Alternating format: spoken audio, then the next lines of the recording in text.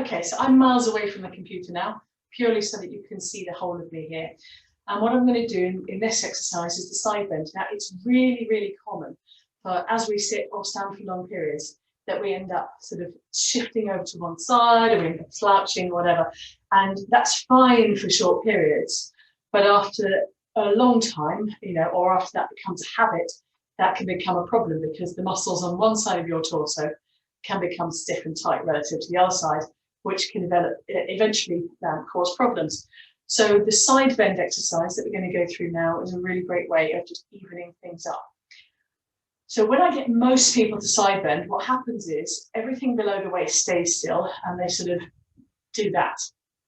I'm like, well, that's great, but it's really not a full body movement. And a full body movement is what we need here. So when you side bend, what I'm going to get you to do is to make sure that you really shift the hips across and get all of your weight on the outside of the outside leg, so that we're really getting the center of gravity kind of stays in the middle, but you're moving your head one way and your hips the other way.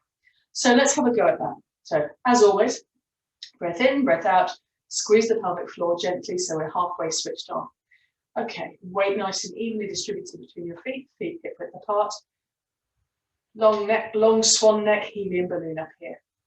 So we're going to go down to the right side first. So just slide your right hand down the outside of your right leg. And as you do so it should be a simultaneous movement, the hip should start coming across. And I'm taking the weight more and more on the outside of the foot. So all my weight now is really on the outside of my left foot. I've got my big toe pressing into the ground just about, but otherwise my weight's all over the outside.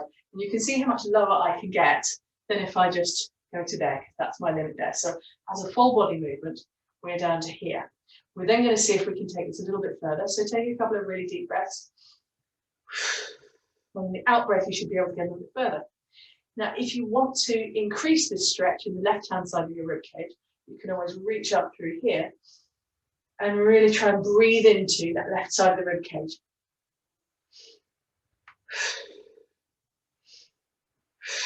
And you'll feel the stretch all down the left side of the rib cage, possibly down the left side of the hip, but you can see how far I'm going and I'm getting real stretch down that left side. Okay, so then I'm going to bring myself back up to center and I'm going to take a breath in, breath out, and let off my pelvic floor. So you're trying to keep the pelvic floor stretched throughout that. Give yourself a bit of a shake, get rid of that stretch, and then we're going to go for the other way. So feet hip width apart, breathe in, breathe out, pelvic floor switched on, long neck, so that we've got the full spine stretched and we can get maximum movement through it as we can. This time we're going to go down to the left. So sliding the left hand down. As soon as the left hand slides down, simultaneously the right, start taking the weight out over the right hip. That's it. So all the weight's over the right hip and the outside of the right foot. And you can see that I can get my fingertip just below my knee there. So I'm going to take a couple of breaths in this position.